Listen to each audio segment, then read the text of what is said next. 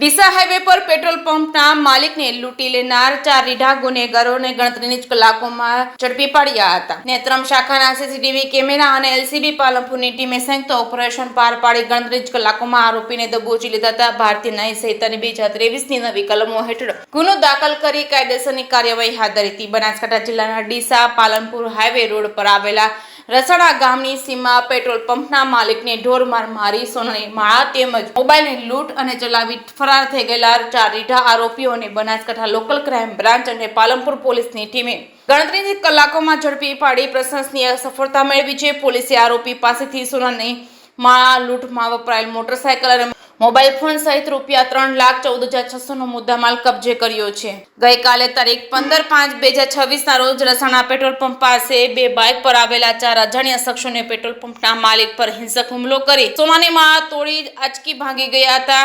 આ અંગે Deesa rural police સ્ટેશનમાં ગુનો નોંધાયો હતો. આ રીતે ઝડપાયા આરોપીઓ બનાસકાંઠા રેન્જ આઈજી તથા પોલીસ અધિક્ષક પ્રશાંત સુબેની કડક સૂચના અને માર્ગદર્શન હેઠળ એલસીબી પીઆઈ ડીએમ રાઠોડ તેમજ તેમની ટીમે તપાસનો ધમધમાટ શરૂ કર્યો હતો. જે કે સિંહ ગુજરાત સાથે જહીરસિંહ વાઘેલા કાંકરેજ.